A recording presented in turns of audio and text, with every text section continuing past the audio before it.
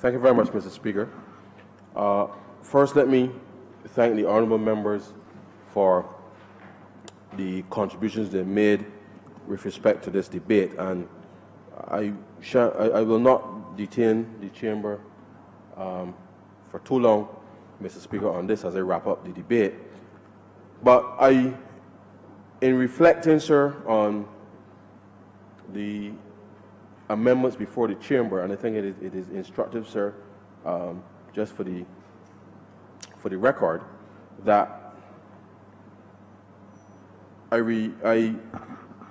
remind the chamber that when the previous Minister of Finance, sir, introduced this bill, this measure, in 2017, and I'll paraphrase, sir, what was read in the budget. And he indicated, sir, I propose that effective July 1st, a broad-based foreign exchange commission will be charged on all sales of foreign currency at a rate of 2%. This will extend to, inter alia, all wire transfers, credit card transactions, and over-the-counter sales of foreign currency. The Minister went on to say, sir, that this measure is also expected to raise an estimated $52.5 million over the remainder of the current financial year, which was clearly 2017-18, sir. And, sir, that he anticipated that he would raise, sir, $140 million over a full financial year. Now, sir, I spoke earlier about the difference between the last administration and ours, sir, because when you reflect on that statement, sir, that if you anticipate to collect $52 million, sir, in 9 months, from July 1st to March 31st, then how on God's green earth, sir, you can expect to collect $140 million over a full fiscal year? And I asked for a report, sir, just to give context, because the previous administration, sir, sought to dig us into a hole, because they will make pronouncements and projections about revenue with no real sense of collecting it, sir, but they will spend as if they had it. And therefore, in so doing, you created a very serious problem with the fiscal program, which then obviously threatened the very nature of the exchange rate. So, for the benefit of the chamber, sir, I just want to read an email that I received today on the revenues we've collected so far with respect to the imposition of this tax. Now, the tax actually came into effect on July 17th. And between July 17th of 2017 and March of 2018, the revenue collected on the foreign exchange fee was actually 50.1. So, in all, pretty much on point with respect to what the previous Minister of Finance had indicated he would expect to receive between when the fee was introduced and what he expected to see for the remainder of the financial year. But in fiscal year 2018-2019, sir, the foreign exchange fee, only $73 million was collected. Now, I know, sir, that the previous government, and as I said, in the statement of the budget of 2017, it stated quite clearly that he anticipated, sir, to collect $140 million in a full financial year. So it meant that they were assuming, sir, that they were going to get that money and therefore spent as if they had it, which obviously then created a lot of issues, certainly, for the country. Between April, sir, 2019 and January 2020, sir, the foreign exchange fee collected $66.9 million. And so, on average, sir, it is about between, I would say, about $76 million a year, given the demand with respect to this. And so, therefore, it's important, sir, that not just that public policy has to be well thought out and crafted, but it must be supported, sir, by the kind of precision and analytical rigor so that the government, in executing the program, any program on the behalf of citizens, that we would be in a position, sir, to ensure that the public finances and the stability that you would expect, sir, to come from a responsible government, that you get your numbers right. Because if you don't get your numbers right, sir, then you find yourself in a bigger hole than you would anticipate. But such is the case with the last administration, sir.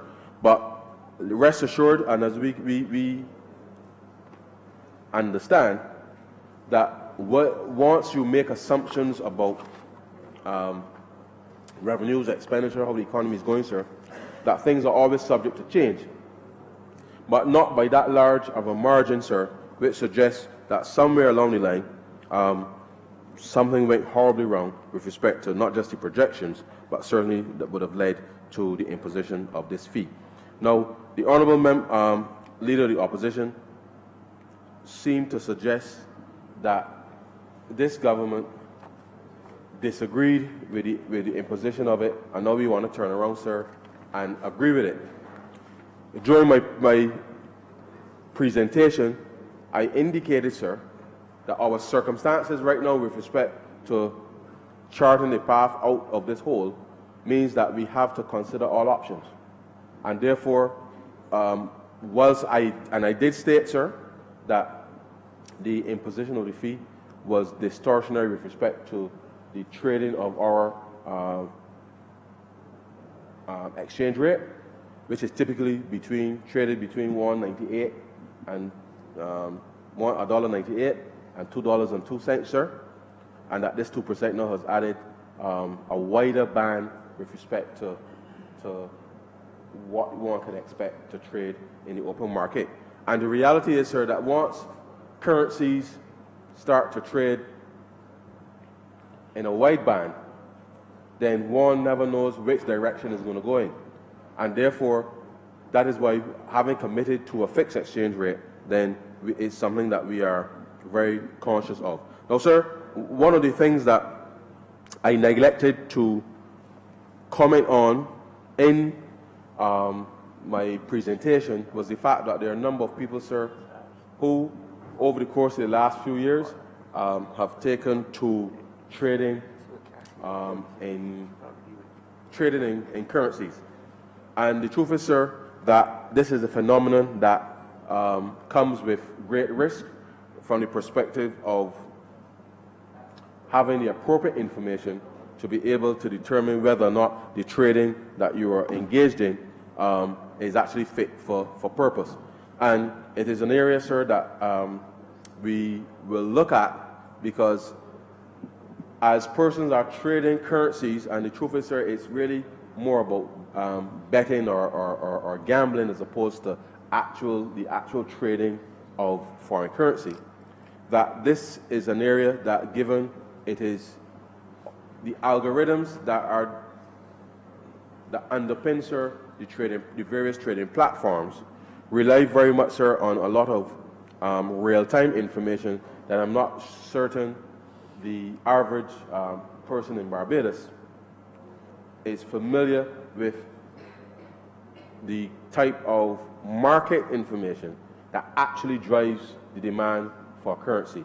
So when you see the British pound trading against or appreciating against the US dollar, sir, that is typically due to some trade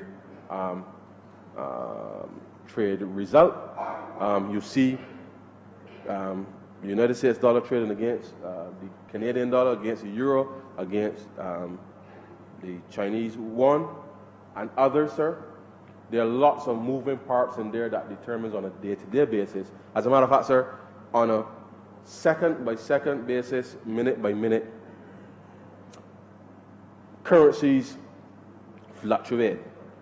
And the news that comes from the market drives whether or not persons will buy or sell currencies, and therefore there's a phenomenon that has developed in Barbados where a number of people have engaged in putting up their monies to be able to essentially try to predict or determine which direction currencies may go in at any given time. And whilst we cannot tell people what to do with their money, we have to sensitize people to the fact that information which is underpinning the movement of those currencies are often not readily available to citizens in Barbados. If you're a professional, well, then that's a different matter. But a number of persons have engaged in this area. But ultimately, it uses foreign exchange because all of the platforms are external to Barbados. And once the platforms are external to Barbados, it means that monies have to be converted typically into US dollars for you to trade on these platforms. And therefore, whilst it may not be an exchange control specific matter, the reality is that there exists some risk to the ordinary citizen if they don't quite understand, sir, the mechanics that will be driving the performance of currencies on a day-to-day basis. And so it's something that we will continue to monitor, sir, and try to ensure that we sensitize citizens as to the risk associated with it. And if they're prepared to accept that risk, sir, then they're pretty much free to go ahead. But we see it as a part of our responsibility to raise, one, the concern, and then start to address through some public education that the performance of trading on these platforms relies a lot on information that is not readily available to the average citizen. And so, sir, these amendments before the Chamber, as I said earlier, notwithstanding the comments from the Honourable Member for St. Michael West, reflects our reality right now. And as I said, sir, we have pivoted in order to create an ethos of confidence in the economy. And we will continue, sir, to provide a platform for stability that will see not just an improvement in foreign direct investment, but also the execution of projects, because one, the credit quality of Barbados is certainly on the rise. Investor confidence, business confidence, sir, and I dare say, sir, consumer confidence is also on the rise, and therefore the climate in Barbados, sir, is becoming much more conducive to conduct business. And once you have a good business climate, sir, then people are always prepared to invest simply because they can expect a reasonable return on said investment. And with investment, sir, typically comes jobs. And with jobs, sir, we get money circulating in the economy, and therefore the government then, through the provision of a stable economic environment, then starts to see enhancement with respect to its revenue performance. And so these measures before the Chamber, sir, are critical with respect to maintaining our stability right now, and we've given the comfort with respect to the cap on those specific transactions at $100,000, and we are minded that we will continue to monitor, sir, opportunities that may exist for Barbadians and seek to have people take advantage of them. And so, sir, with that, I beg to move that this bill be read a second time. The question is that the aforementioned bill be read a second time. All those honorable members in favor, please say aye. Those against, please say no. We think the ayes have it. We do not leave the chair in the House. Resolve itself in committee for further consideration of this bill. Honorable member, you are a little bit on the, not the presumptuous side, but given the fact that there is no chairman, I withdraw. The honorable chairman has to elect a temporary chairman. Mr. Speaker, I beg to move that you will allow the honourable member for St. Michael West Central to be appointed as acting chairman of committees. The question is that the honourable member for St. Michael West Central be appointed temporary chairman of committees. All those honourable members in favor, please say aye. Aye. Those against, please say no. We think the ayes have it. Apologies, sir. I beg to move that you do not leave the chair in the House resolve itself in committee for further consideration of this bill. The question is that the Speaker do not leave the chair and the House resolve itself into committee for further consideration of this bill. All those honourable members in favour, please say aye. Those against, please say no. Me think the ayes have it.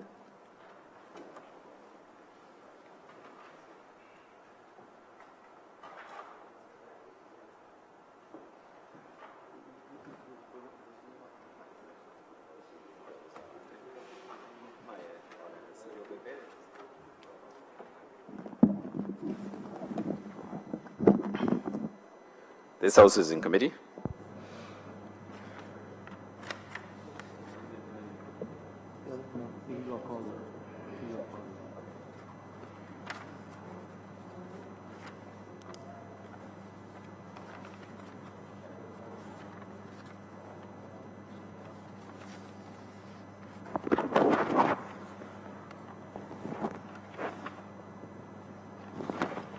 Clause 1.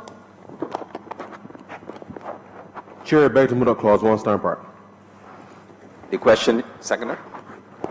Seconder? The question is that clause 1 stand part. All honourable members in favour, please say aye. Those against, please say no. I think the ayes have it. Clause 2. Chair, I beg to move that clause 2 stand part. The question is that clause 2 stand part. All honourable members in favour, please say aye. Those against, please say no. I think the ayes have it. Clause 3. Chair, I beg to move that clause 3 stand part. The question is that clause 3 stand part. All honourable members in favour, please say aye. Those against, please say no.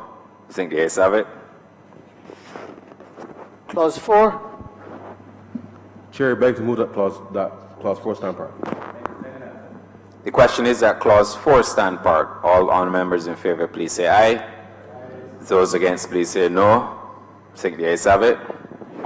Clause 5. Chair, I beg to move that clause 5 stand part.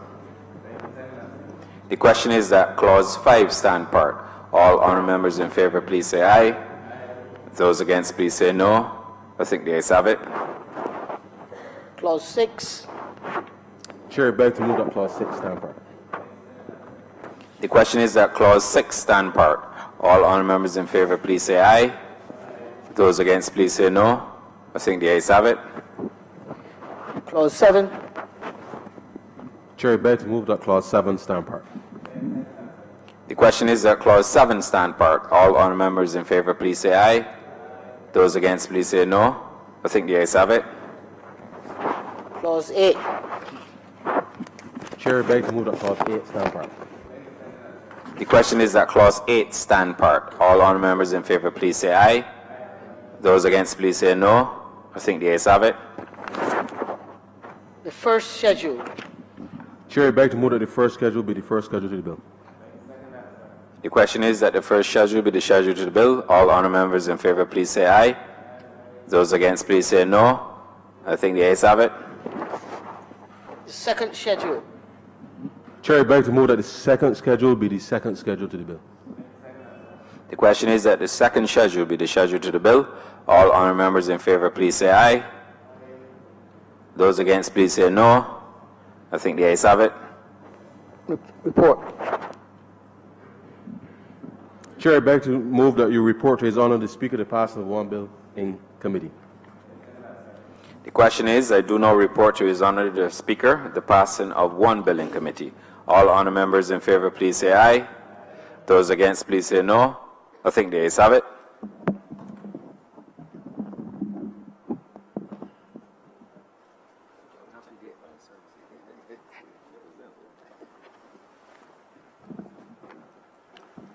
The chairman of committee has reported the passing of one bill in committee. Mr. Speaker, I beg to move that this bill be read a third time. The question is that the aforementioned bill be read a third time. All those honourable members in favour, please say aye. Those against, please say no. Me think the ayes have it.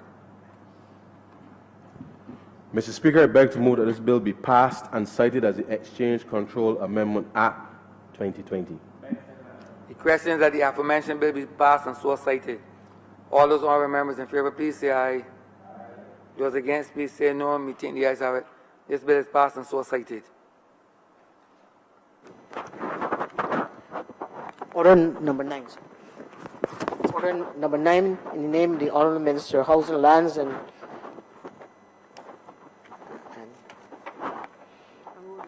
Rural Development to move the passing of a resolution to approve A, the change of the public purpose of the compulsory acquisition under the Land Acquisition Act, Chapter 228, of a parcel of land, the property of the Crown, situated at Maxwell in the parish of Christchurch, dated December 28, 2001, from that of the provision of beach access and public parking facilities to that of tourism development and public parking, and B, the lease in accordance with Section 5 of the Crown Lands Vesting and Disposal Act, Chapter 225, to Mahogany Park, Inc., of the said parcel of land for the public purpose of tourism development and public parking. Honorable Member St. Andrew.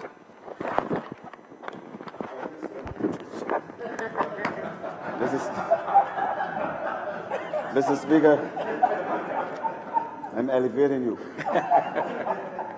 Mr. Speaker, this is an acquisition which dates back to 2001. Originally, there were 2 parcels of land which were acquired. One parcel was acquired for a beach access, and the other part was acquired for public parking facilities. At the time when this parcel of land was acquired, there was a building located. There was a building located on the property, and it was felt at the time that the building could have been utilized by the National Conservation Commission.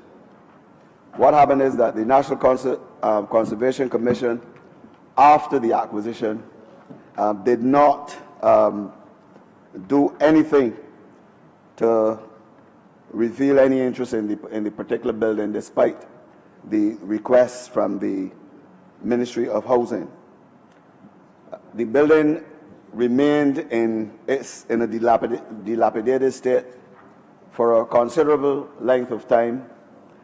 As a result, the Ministry of Health was called in, and they issued notices under the Health Services Regulations 1969, declaring the building as derelict, and they were in the process of demolishing this building when, out of the blue, an unsolicited proposal was received by an individual in the area to expressing an interest in the property to be used as a bed and breakfast facility.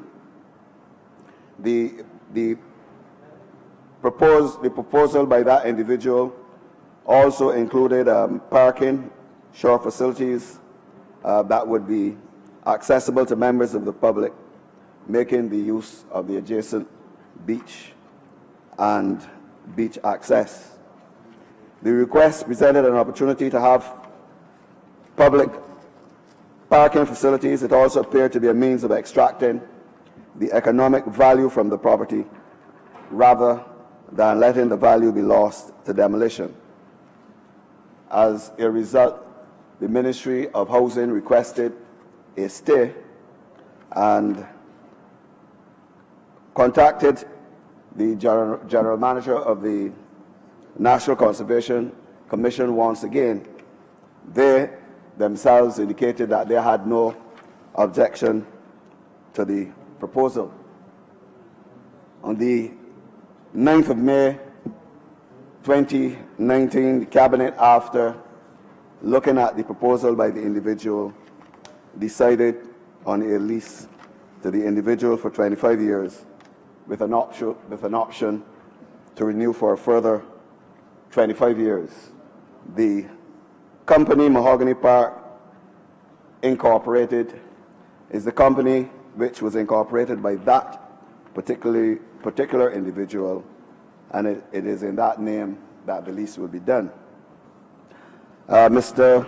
Speaker, this property is only one of a number of properties throughout the length and breadth of Barbados that have been that are in a state of dilapidation. We refer to the private properties as derelict, but we don't use that term with respect to government properties. And this government is in the process of having requests for proposals for most, if not all, of these properties. There are a few of them that are fairly well known. Persons traveling in certain areas where these properties are located wonder sometimes what government is supposed to be doing to these properties. Seeing that we have been more or less expressing some concern at the failure of landowners throughout the length and breadth of Barbados to repair derelict buildings, I think that government also has a responsibility, and we have not set a good example. I think of the property in Pine Gardens, Leland. This is one that is the Alzheimer's Association has expressed an interest in, where we have not been able to, or where the exception to our asking for the request for proposals would be in situations where charitable organizations are interested and there is a suitable proposal. But Dalmany is also another one. This is near St. Winifred's School. That school had expressed an interest in that particular location for additional conference facilities, and that offer is still open, subject, of course, to town planning permission. Glenderry is another one. We have allowed that area to go into a state of disrepair, and as a matter of fact, as I speak, there are some squatters in the particular area. I must say, unfortunately, that the police have not given the ministry the relevant cooperation in this regard, since there are a number of vehicles which have been seized as evidence. There are over 300 vehicles, and there have been a number of break-ins on that site. The security is extremely poor, and we're hoping that we, with an RFP or with a similar interest as in this property, we would be able to do something with respect to that property. St. Bartholomew's New School, the National Union of Public Workers, they had also submitted a proposal to the Ministry of Housing, which they have not detailed, to utilize that spot as a bed and breakfast facility. The Hope Plantation, there are two plantation houses on that particular area which have gone derelict. The old Barbados Water Authority building is another one. We have allocated that to the Ministry of Transport and Works to be utilized as a drainage department and for the building standards section. It is hoped that now that we have decided to put the deforestation in that particular area, we will see some movement in that direction. There are also a number of properties, Mr. Speaker, especially those properties near the coast that the government owns. I know that there has been an expression of interest by a number of persons with respect to these properties, especially the trust of this government, to improve the tourism facilities in and around Bridgetown. We have acquired private properties, as you very well know, in this regard. But I must say, though, that government still has to be very careful with respect to the ownership or the expression of interest in some of these properties near the coast. Quite recently, you would have noticed or rather, there was certain information in the newspapers with respect to a developer who had expressed an interest in one of these properties, and no one expected that having the Barbados Tourism Inc., in whose name the property was vested, no one expected that on a sale to this particular developer, that he would try to stop people in the area from utilizing the beach facilities in that particular area. And in the dead of the night, that particular individual planted a number of trees on the beach. And there was an outcry from the public with respect to that particular facility.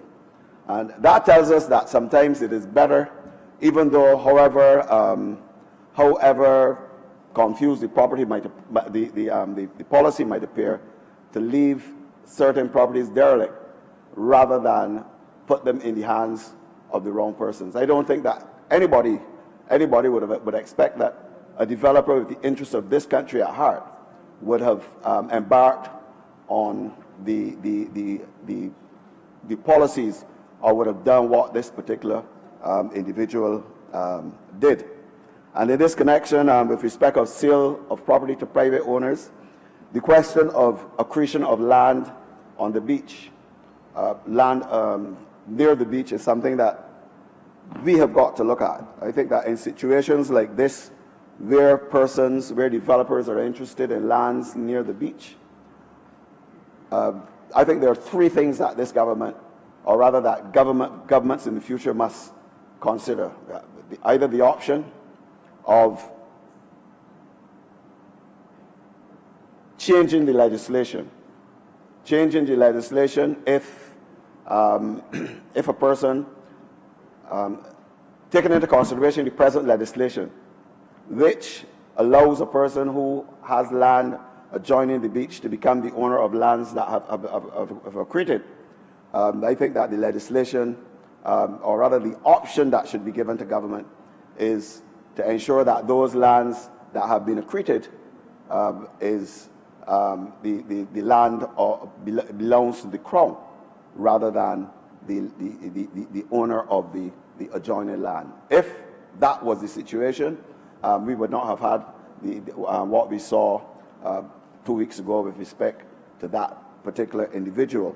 Alternatively, I think that government should be very, very careful in actually selling lands to a developer if proper guidelines are not given with respect to the utilization of the land and beach access. In that case, I think that rather than a sale of those lands to private developers, I think government should retain the land and give a long-term lease with certain conditions attached. The other option I think government can, if they're not interested in, or if the policy is not to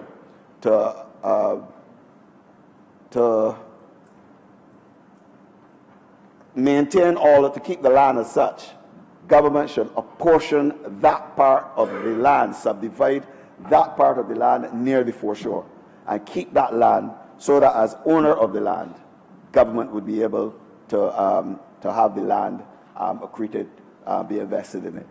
But these are very, very serious things, especially at this particular time in the development of this country. In 2020, nobody expect that any government would want to be sympathetic to any developer who wants to create a private beach. This lease to this individual is, or rather the Mahogany Park Inc. will have to put and keep the premises in good repair, including structural repair throughout the term of the lease. They would have to bear the costs of developing the site and complying with town planning and other site statutory regulations, pay all the outgoings inclusive of the land taxes, property and liability insurances arising from the use of the premises, insuring the premises at its full reinstatement cost in the joint names of the Crown and the company, maintaining the premises which shall be kept clean and tidy and appropriately landscaped throughout the lease and any renewal thereof. Bearing in mind that the proposed lessee will spend substantial sums of money to rehabilitate the dilapidated building, it is proposed that the initial rent be $9,920 per year and double that after 5 years. I want to say that this project admirably embodies what government has been advocating when it speaks of entering joint venture arrangements to bring its disused buildings not just back into a state of good repair, but also become revenue generating. With those brief remarks, Mr. Speaker, I beg to move that this resolution do not pass. The question is that this resolution do not pass. All those honorable members in favor, please say aye. Those against, please say no. Meeting the ayes have it.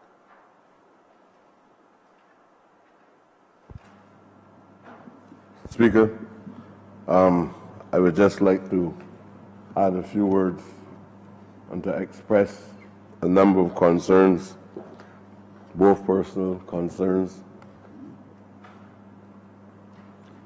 Honorable members, the mic is out. Okay, and The mic is east. Continue. other personal concerns as well as public concerns on this issue of beach lands.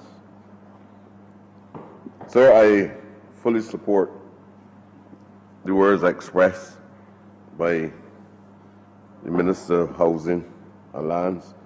But I think that we have to pause as a government, and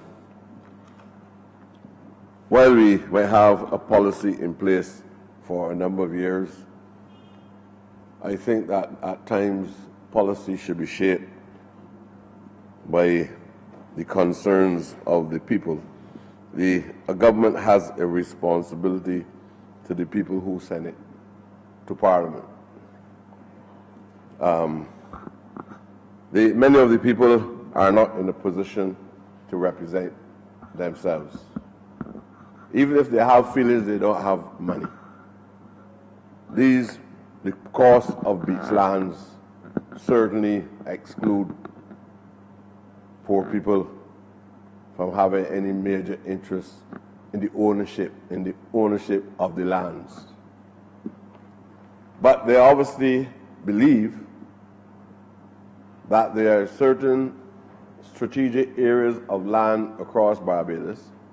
We have found some of the lands in the hands of private ownership, and I'm not advocating that the state take control of all beach lands, but we are at a critical point where all over the land, especially in the south coast, especially on the west coast, and especially around urban Barbados, the whole Carlisle Bay area, there are people expressing their views on a daily basis about beach owners, landowners blocking off the beaches and not having access to lands.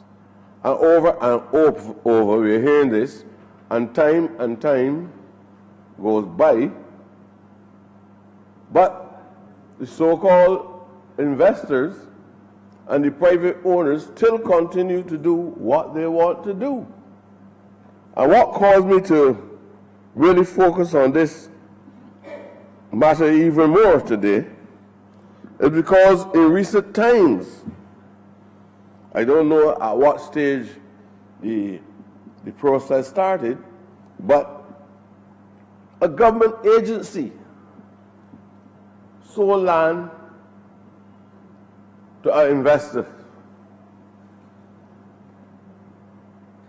And within a couple of hours of time, the investor was attempting to sell that land to somebody else.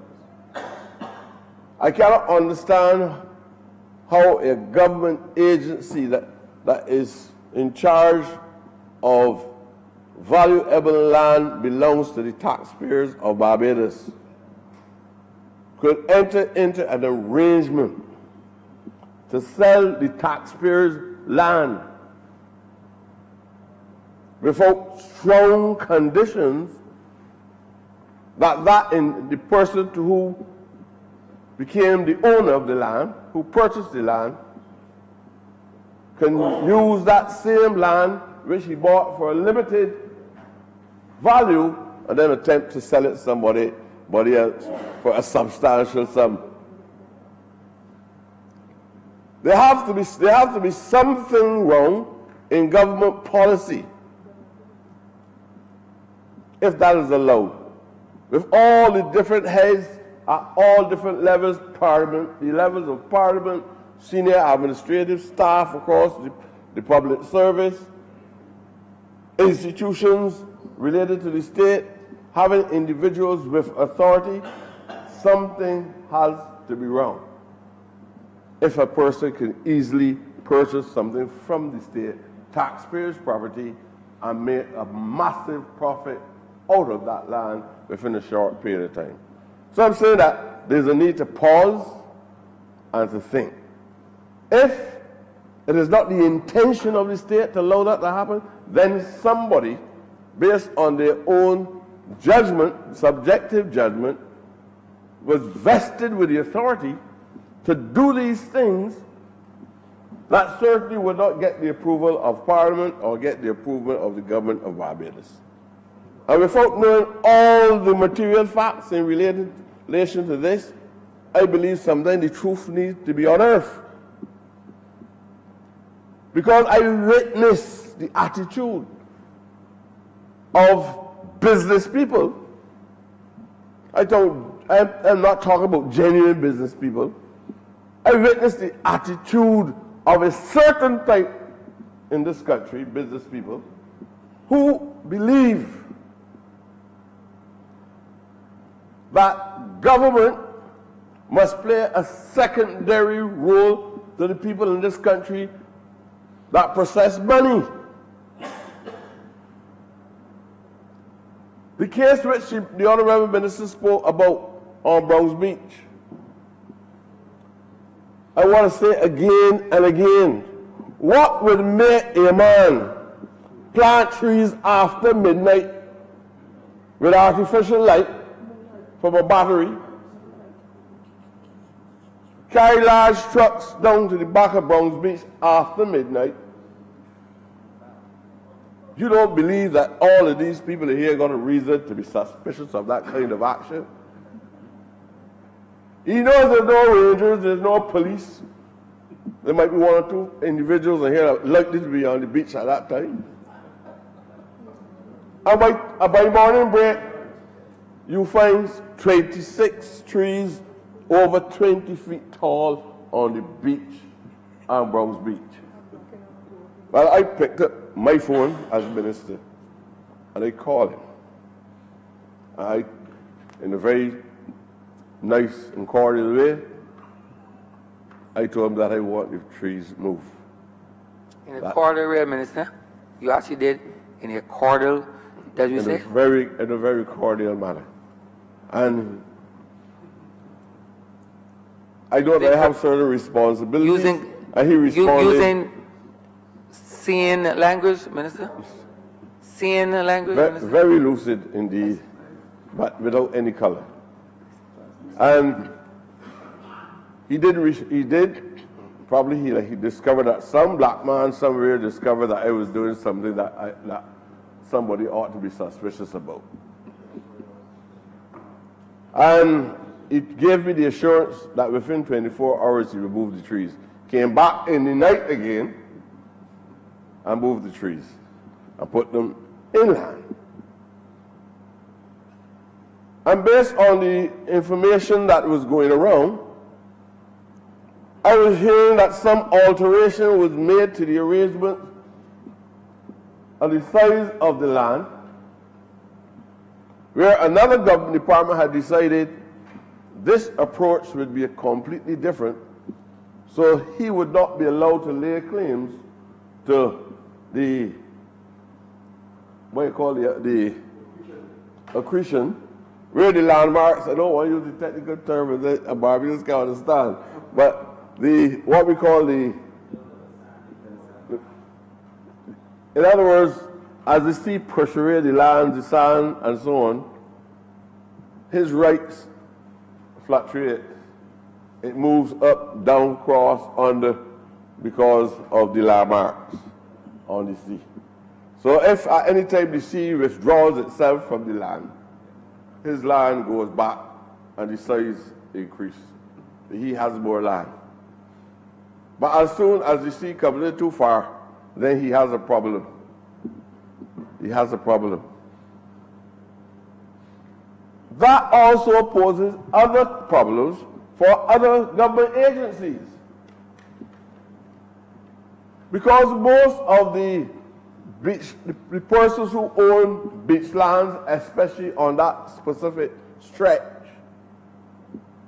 pay no attention to government agencies when they're asking for permission to put chairs across the beaches. Ordinary people who have access to commercial activities on the beach, they have to go to NCC and ask for permission for 25 chairs, 10 chairs.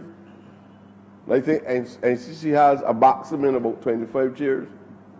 So they block the entire beach area, create problems because they are the landowners, create problems for Barbadian citizens, create problems for lifeguards. Come out and indicate sometimes to people who would like to rent a jet ski that if you're coming to my property to socialize, then you have to also rent the jet skis from me. And pushing small businessmen off the same lands. So it's not just of the purchase of the lands, but all the other social and legal ramifications that come as a result of this type of ownership and a bad mindset. And all of that on that beach, after we try to resolve the problems on the beach, then they move now to the inner land, close to the Bay Street border, and they put up a fencing. This is a pugnacious attitude. Put up a fencing, block out the Barbadian people from using it as a car park, block out the taxi men from using it. Got instructions or even an effort of moral persuasion, hoping that they will cooperate without any major conflict. But he totally ignored it. I really waited to see if a prime minister could give the assurance to the Barbadian public that that land will be reserved for the access of Barbadians. And because a man has a few dollars, he could ignore the request of this government. I am not going to let it rest. I am not going to let it rest. It goes further than that. You have other people down on the St. James Coast who would go to one government department and get permission to put back up a wall. Blocks off the wall that is going south, north, in the north-southern direction, but blocks off the wall, east-west direction, and carries the borders right out into the ocean. And then you engage in conversations, sometimes even with government officers, and everybody entangling the conversation in all different types of excuses. and one government department has authority for the beach. Another government department got another, and a lot of overlapping responsibilities. There's no proper consultation, and when these businessmen who probably know the law better than the lawyers or the judges in Barbados, they begin then to manipulate the overlapping, the legal responsibilities and do what they like. So I believe that we have a responsibility to our people. I know that we are in charge. We don't have to abuse power, but people didn't give us 30 seats to do the same as other people. And you get suspicious on the way how other people got entangled in these things. But we are at a stage now where we have to make major decisions. And as much as I am a supporter and I understand why we must have people investing in Barbados, I still believe that we have a responsibility, far more than an equal responsibility, to be able to protect the interests of ordinary people in Barbados. We should be allowed to be able to go on that beach, Browns Beach, easily, the one in St. James, without any problems. There must be land space. I'm not advocating for any kind of legislation that takes away property, because you have people who are going to distort the argument regardless how you put it. But at least we need to have strategic areas across Barbados owned by the state, giving no authority to no government agency to sell it. And in fact, my view, especially as a result of the situation that we're in, is that if we are going to give any land, don't give anybody an absolute possession of the land. Leasehold arrangements over a long-term basis. We can't carry the land away. If you invest in the land, do what you have to do on it. But don't reach a stage where you believe then that you can debar ordinary people from having access only for social purposes, only for cultural purposes. They can't buy it. They can't establish they shouldn't establish any commercial business on your land without having permission from you. But it makes government look silly and simple. If a specific type of person can continue to do that. Now, the other thing I want to say, naked women and men on the beaches across Barbados. All of this is because of a mindset of the landowners. And officers taking a stand has nothing to do with tone. A criminal act, I didn't even call it civil. Open exposure of a body without one thin line of fabric, any part of the body, on the beaches in Barbados. And government officers say we don't entertain that boat here, including members of this government, expressing dissatisfaction in the manner in which an officer spoke to the persons. What are we saying to the world? We are not secondary to anybody. If it is wrong, it is wrong. And what I know for sure is that if a black man and a black woman had walked across that beach naked, the reaction to that person and the attitude about that person's behavior would be worse than the manner in which the officer indicated to them, we do not entertain that. But here, you really believe that any man or woman with a brain will come to a country and look around, all around the beaches? You don't have to know the law. Nobody else on the beach is naked. And these people, don't feel like bush people, don't feel like we are bush people.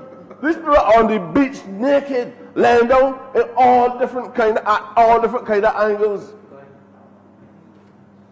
The officer did not go with a camera and get involved in any pornography.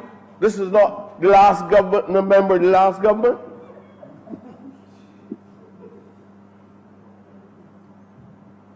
They took pictures to give evidence, irrefutable evidence, as long as the picture is distorted, irrefutable evidence that there were people naked on the beaches. I don't care how much, look, there are principles that are worth more than money. And I want to give the assurance to the officer that they have my full support. They didn't inflict any harm. They said, not boat here. We don't do that boat here. Nobody went in advance to hold any of them, you know. And the people recognize it within a second, and they put on their clothes. But other people, they express dissatisfaction about how we treat tourists. That's backwardness. This nigger mentality.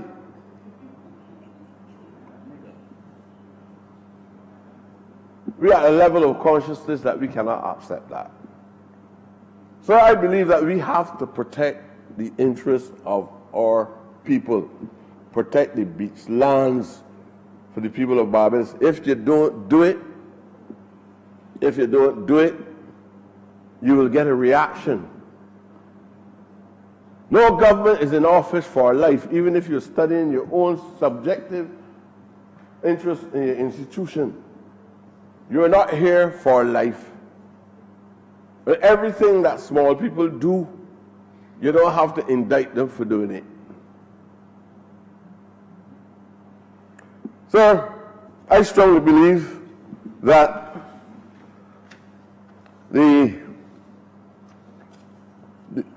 need to have some stronger legislation on our beaches. I feel that the rangers on the beaches must not be people walking around on beaches like cosmetics, moving around, but don't have any real meaning. Rangers must be given power. The kind of abuse that is going on the beaches, the kind of things that some of the people are doing on the beaches, then ignore rangers. They ignore rangers altogether. What is the purpose of a ranger? I've never heard about a ranger arresting anybody yet. Never heard. So what's the purpose of it? People ignore the NCC. Don't put chairs there and say, this is my land. Yet the NCC has legislation to regulate and to say to business people, if you want to put chairs on the beaches, you must apply to the NCC for a license to do it. I think that we need to put a number of mechanisms in place, legal mechanisms, proper monitoring on the beaches of Barbados. I don't think we should just sell the land the way in which we are doing it. And I believe that if we can do that, it would not hamper us. It would not be any inhibition in relation to attracting investors, because everybody is not made up the same way. And I would prefer to have investors that respect the law, respect our people, recognize when they come here in a safe environment. We are willing to respond to them in a favorable way, but not to see us as second-class world citizens. I'm just asking my government. I know that we have inherited some of the problems. I believe that the sale of the property that we made mention to at Bronx Beach, that sale, the initial part of that sale started even before this government came into office. And because it was locked into an agreement, you had to honor it. But not probably I don't know what has happened, because what I'm saying to you, sir, is that it is strange that you can enter into these arrangements and then immediately after you actually see the real intention of the purchase of the property. To the extent where information was revealed that a request for large rents and for 1/3 of the property, you almost get back half of what you invested in purchasing the lots that you purchased on the land space there. And if we are in possession of that kind of information, if we did not stop it before, and if you're now making the effort to correct that wrong, whatever means of resolving the problem at this stage, we need to do it. But we need to make sure that this kind of behavior do not continue. And I want to give the minister, I felt I had to say something on this. I know there are many other persons that have their views on it outside, and they asked me on more than one occasion, how come these things are happening in Barbados and your government is not saying anything? I was extremely happy in recent times to hear the Honorable Prime Minister say this is this government's position and it can't happen but here. But I am a little annoyed because every time I drive down Bay Street and to see that man left the fencing up for considerable time, and now he took down that fencing and he put up a chain around the same land space. Who he think he is? The government has to be serious. We're not talking all the time, and these people doing what they like. Right, Gabby? But there are many people who are concerned about this, and I hope, sir, that as a result of expressing my views on how I feel about it as well, that at least some other persons will take what I've said into consideration, and let us do everything that we can as a government to make sure this kind of behavior does not continue. Thank you very much.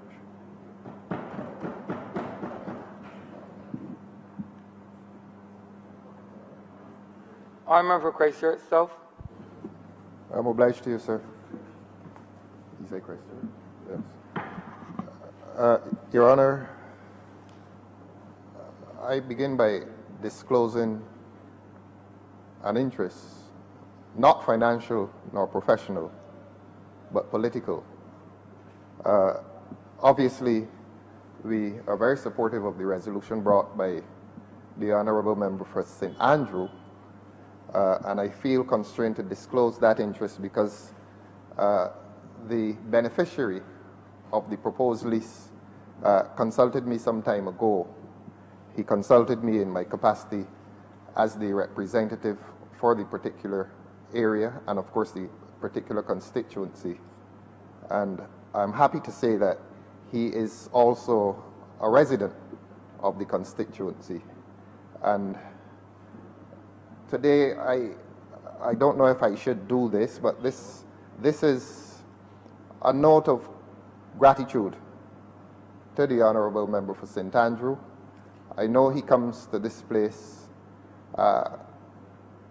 almost always modestly, with a reputation for helping people, and that has been so in his personal life, in his professional life, and now the whole country knows that in his political life he is prepared to bring a resolution to this House to enfranchise a young citizen of Christchurch South. And therefore,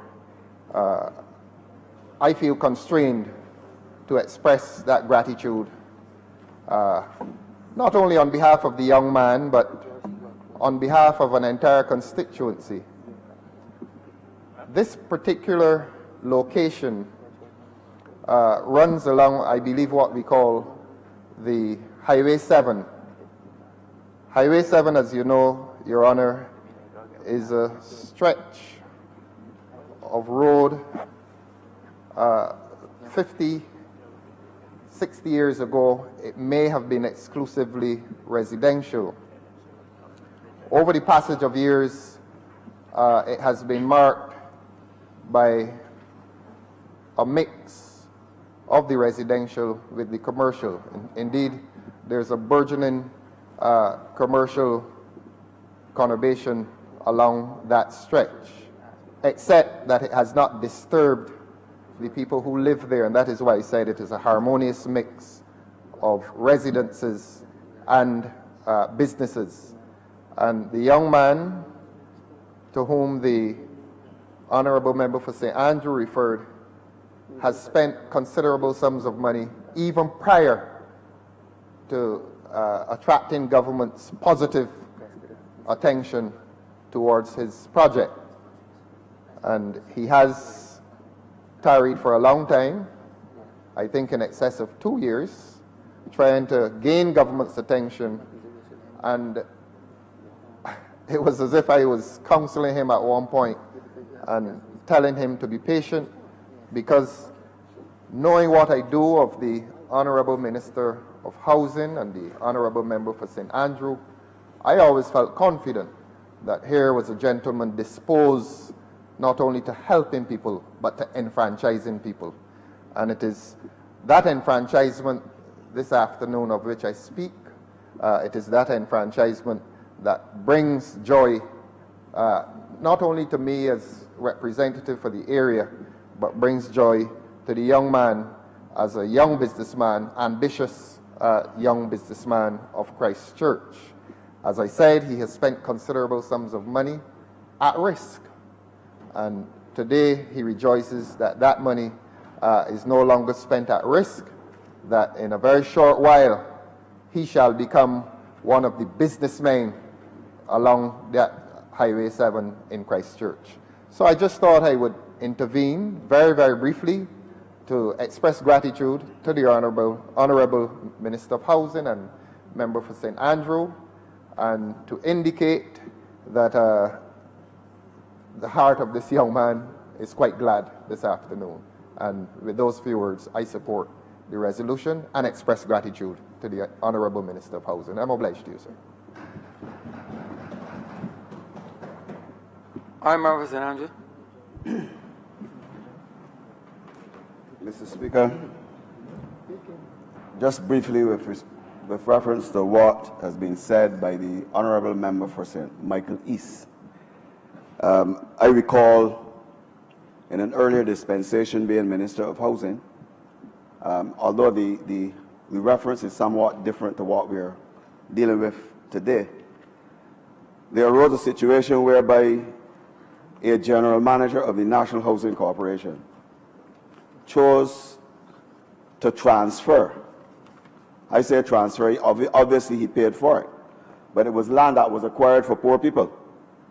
And that land, for some reason or other, a previous administration, not the administration that I represent, allowed him to own something like 3 acres in a development where people were living on lots 2,400 square feet. And when the Barbados Labour Party came to government, that land was reacquired.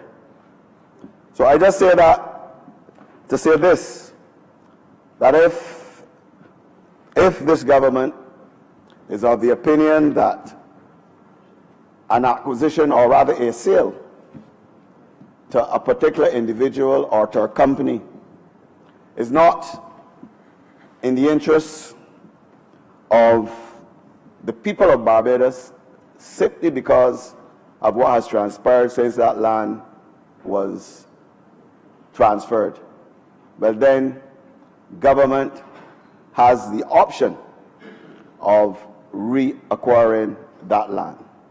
And as Minister of Housing, I would like to say that this is a consideration unless we receive guarantees by that particular developer that such behavior will not continue.